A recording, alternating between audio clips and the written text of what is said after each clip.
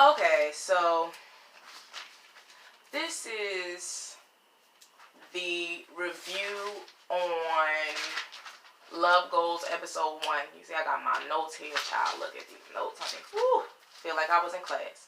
Okay, so this is Love Goals, and they're in LA, and there's 1, 2, 3,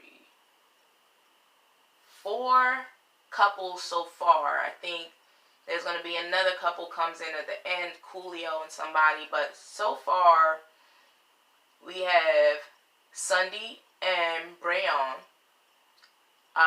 The issue with Sundy and Brayon is that Brayon is a lady killer. That's really the main issue. They started out like just kind of having like fun with each other, not being serious. I believe that Brayon said the way that Sundy got his attention was by doing the napkin drop. You know, dropping a napkin in front of the man and bending over to pick it up. So that's what had initially got his attention from Sundy. After reading some of the comments, somebody said like the way the man meets you first or interacts with you first is how he remembers you. That's a good point, but it seems like they really care for each other. So we have to see more about how deep this lady killer kind of ladies man type of behavior really goes. He is honest though about the fact that he loves the attention, and he does say he owns up to it and says that he does like it a little too much. So at least he's owning up to his part in the situation. We have yet to learn if Sundy has a part in it, so I'm sure we'll get that in the following episodes. So then there's Spin, and her name is Dee Dee. Oh, I like that. So Spin and Q. Q is a comedian, and he also produces comedy shows, right? So the issue with Spin and Q seems to be very direct. Like Spin is taking her responsibility, just like Brayon. Like Spin is taking her responsibility and saying, yeah, there are some things that I probably need to work on more than Q, because of the situation that she had with Salt-N-Pepa, and they got like some legal things going on. If you watch Growing Up Hip Hop, you could see that Pep actually briefly, very, very briefly mentions the struggles and the stress that she's facing with those legal issues.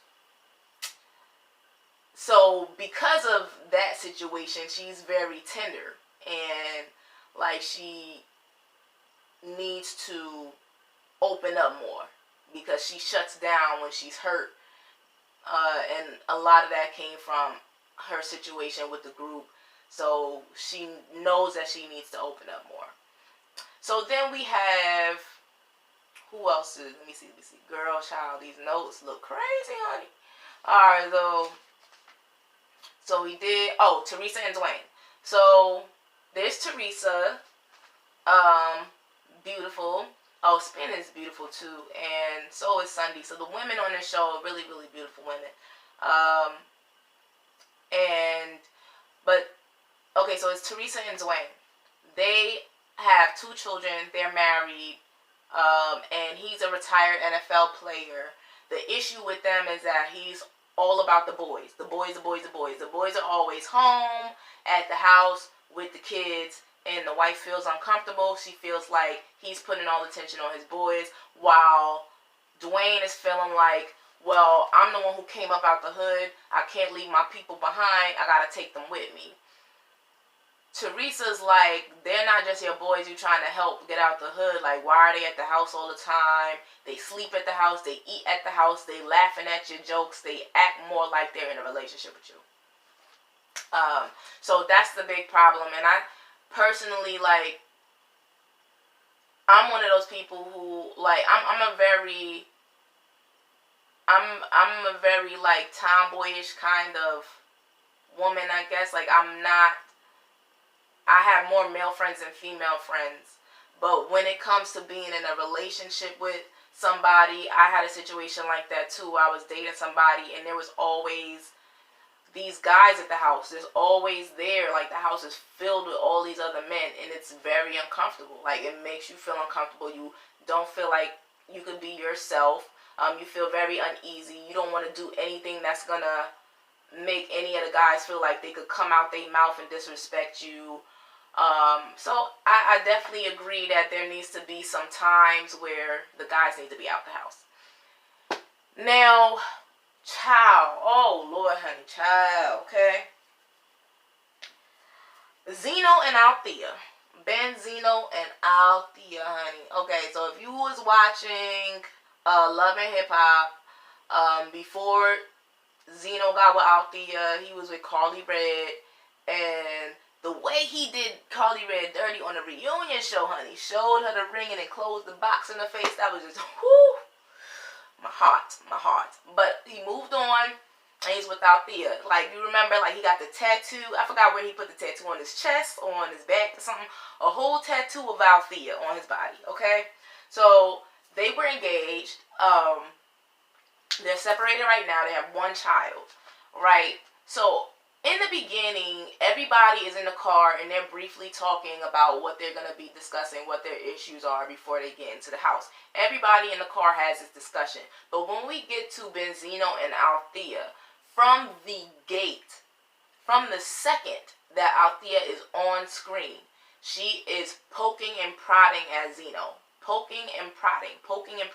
Like she has, everything that's coming out her mouth is very combative.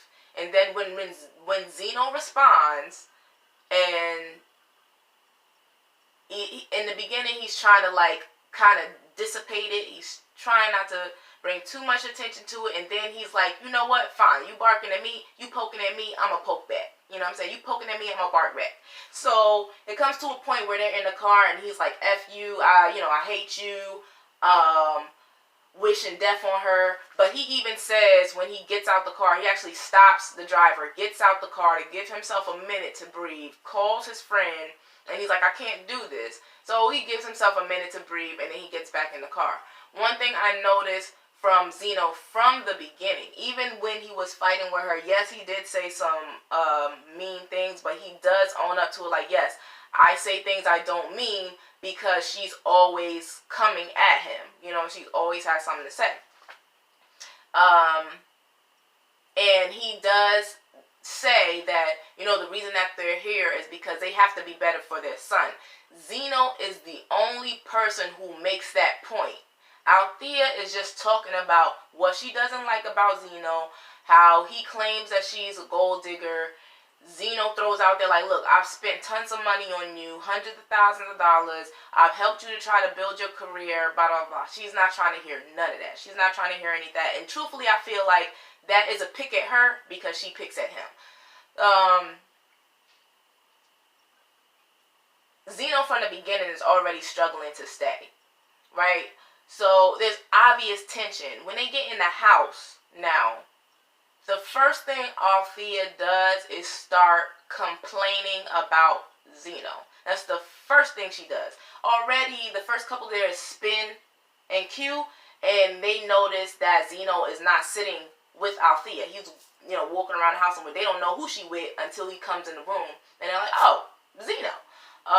So from the beginning, she's complaining to Spin and Q about their relationship. And she continues this pattern the entire time. She talks about saying that we don't speak to each other, so it's good that we could be around other people. So she could talk to them clearly, to just talk about how Zeno's allegedly not being a good father and not taking care of her. So she already coming out the gate saying, yo, he doesn't take care of me, but thought you had your own money. If you have your own money, then why he has to take care of you, especially if y'all separated right now? The thing that I thought that was really messed up is that besides the fact that she's spewing dirty laundry from the gate, she's not even letting the day pass before she lets the whole cast know what is going on or how she feels about Zeno. not once did she really say anything about the child, except for that Zeno doesn't take care of him, which Zeno obviously disagrees with. So but here's the messed up thing about that I really felt like was messed up. So she says that she had went out on a date, right? She was moving on. She was going out on a date. The date didn't end up going the way that she wanted to, and she was horny, right? There was nobody else to sleep with at the time but Zeno. So she made a point to let everybody know that she used him for a nut. Did not value him as a person, but just used him as a plaything. Already you are degrading and devaluing this man from the very beginning. You are degrading and devaluing him, and then you wonder why he blows up. So eventually Zeno comes back into the room like, look, we're not going to be talking about us the entire show. Like, it's not just about us, it's about other people. Like, but the whole episode, pretty much, like I say, like 70% of the episode, besides the clips from other people, the other clips that they did, was about Zeno and Althea. So I'm just gonna say that I feel Zeno, when it comes to something like that, my first reaction is to remove myself. Like, I don't want to be around the drama. I don't want to constantly hear the drama. And if we're going to be constantly repeating the same things over and over, I'm going to excuse myself. So Zeno was out in the back. Who was he with? I think he was with Brayon. In the beginning, there was a pool table. I'm telling you right now, that's where I'm going to be at. Okay? Miss Danny Mac going to be at the pool table. Okay? That's where I would have been from the gate as soon as I saw that pool table. So Zeno's out there playing with Brayon, but Brayon has to go and see his room. The other counselors are showing their room to the guests, to the cast. So then Spinderella comes out and plays with Zeno, right? And actually, this is the point where you realize that Zeno is the one who's actually trying to learn from other couples. Zeno doesn't even say anything negative about Althea in this moment when he's talking to Spinderella outside at the pool table. He's actually asking about Spin and Q's relationship, how she knew that they were meant to be to each other, and how she knew that she wanted to marry him. And Zeno says then at that point, you know, like, I've always wanted that. I've never been married before, and I thought that I was going to marry Althea.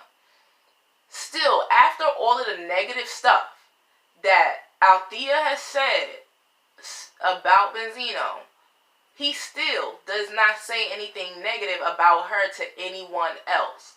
It is only when he has a breaking point and actually begins to like cry, is that when she starts to soften up. Now she's quiet because he's crying, because she got a reaction that she wanted.